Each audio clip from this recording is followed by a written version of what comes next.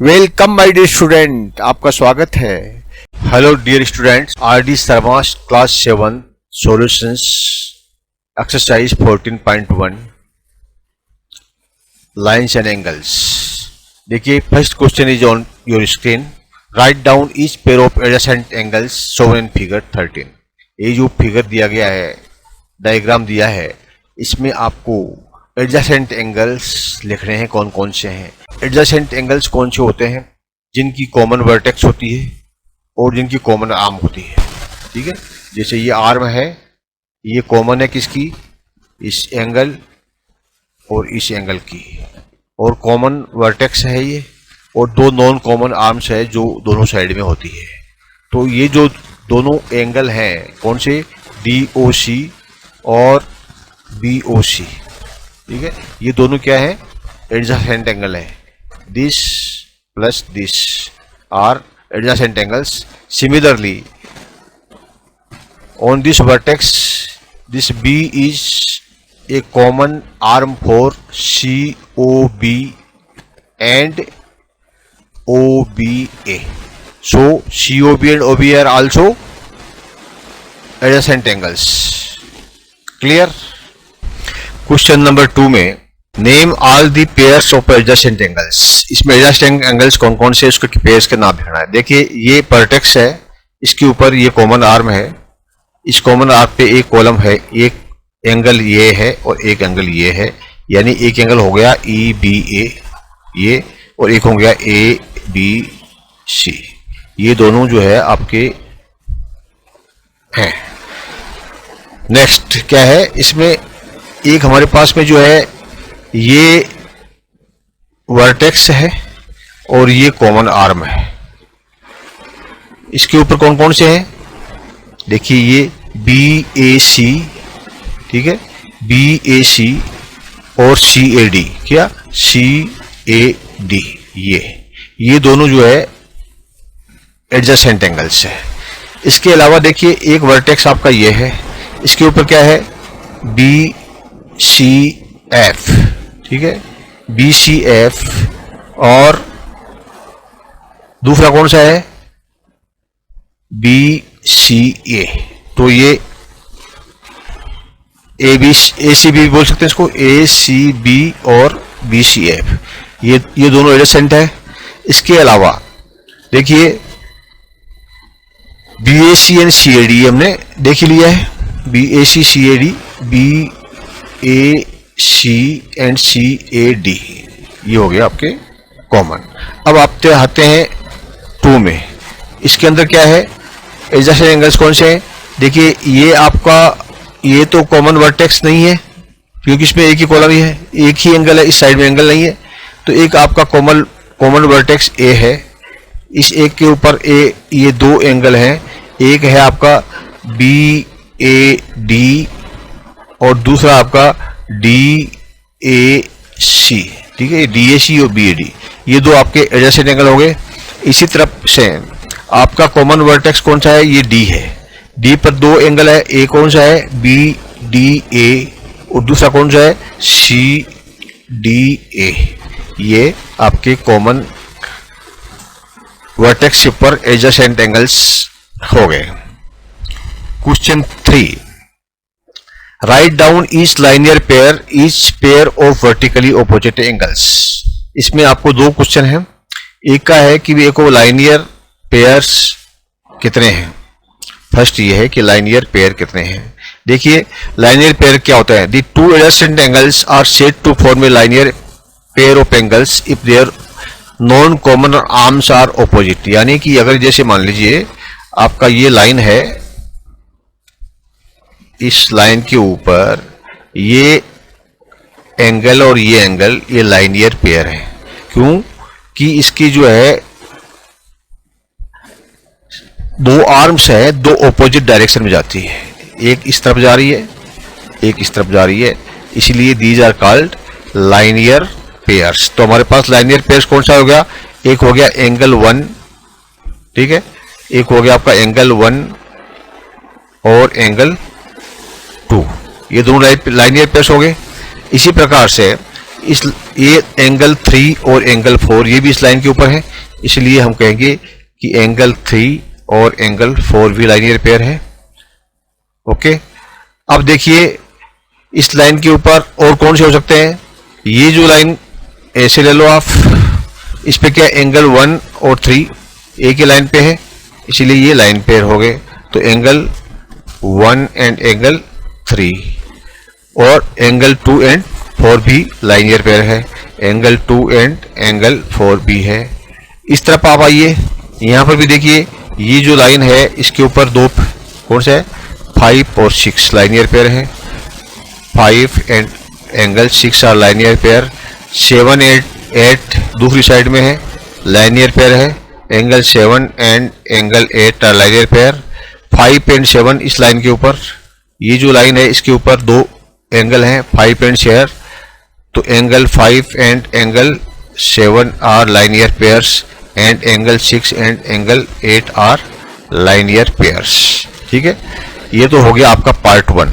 इस पार्ट 1 में आपके जो है 1 2 3 4 5 6 7 8 लाइनियर पेयर हो गए। ठीक है, इसका आंसर यहां पर दिया हुआ है। पार्ट 2 में आपको बताना है each pair of vertically opposite angles. तो what are vertically opposite angles? The two angles formed by two intersecting lines and have no common arms are called vertically opposite angles. ठीक है, ये टू इंटरसेक्टिंग लाइंस है, एक line ये है और एक लाइन ये है। ओके, इनको दोनों को इंटरसेक्टिंग लाइन को प्रतिच्छेद करती है आपस में काटने के बाद में, उसके बाद में जो आमने सामने कोने जो कोण बनते हैं और जिनकी आपस में कोई भुजाएं नहीं मिलती है वो कहते हैं वर्टिकली ऑपोजिट लाइन एंगल। जैसे आपका ये एंगल 1 है और एंगल 4 है, ये वर्टिकली ऑपोजिट है। क्यों? कि इनकी भुजाएं आपस में मिलती नहीं। इसकी आर्म्स कौन सी है? ये है और ये है, और इसकी आर्म जो है ये है और ये है, तो आपस में टकराते नहीं है, मिलते नहीं है। इसलिए angle 1 and angle 4 are vertically opposite angles. इसी प्रकार से एंगल 2 एंड एंगल 3, ठीक है, angle 2 and angle 3 are also vertically opposite angles because ये इंटरसेक्टिंग लाइन के आमने सामने बने हैं और इसकी कॉमन आर्म्स नहीं है, इसकी कॉमन आर्म्स ये हैं और इसकी आर्म्स ये हैं, आपस में कोई टकराते नहीं है। ये जो दूसरा जो हमारा इंटरसेक्शन है, इसमें ये line this line intersects this line. यहां पर क्या है, एंगल ये 5 है और angle 8, angle 5 and angle 8 are vertically opposite angles, क्योंकि इनकी कॉमन नहीं है। इसकी आर्म ये दोनों हैं, 8 की आर्म्स ये दोनों हैं। इसी तरह से angle 6 and angle 7 are vertically, क्योंकि एंगल 7 की आर्म्स ये हैं और 6 की आर्म्स ये दोनों हैं, आपस में टकराते नहीं है। तो these R G vertically opposite angles. आप इस क्वेश्चन का आंसर देखने के लिए इस पे देख करके भी लिख सकते हैं। नेक्स्ट क्वेश्चन नंबर 4, इसमें क्या है, are the angles 1 and 2 given in figure 16 adjacent. ये जो एंगल 1 है और 2 है, क्या ये एडजेसेंट एंगल है, निकट वाले? एडजेसेंट एंगल्स कौन से होते हैं? Adjacent angles have a common vertex, ठीक है, common arm and non common arms are on either side of the common arms but do not overlap. यानी उनका एक कॉमन आर्म होता है। यहां पर देखिए एंगल 1 का वर्टेक्स कौन सा है? ये है, और एंगल 2 का वर्टेक्स कौन सा है? यहां पर है। तो दोनों का वर्टेक्स अलग अलग हो गया। The vertex of angle 1 and 2 are not same, these are separate because they do not have common vertices, so these are not adjacent angles. Question 5, find the complement of each of the following angles. देखिए ये जो angle दिए complement 1, इनका complement क्या क्या है? आपको पता है complement क्या होता है? complementary एंगल वो होता है जिसके दोनों एंगल्स का सम जो है वो 90 डिग्री होता है।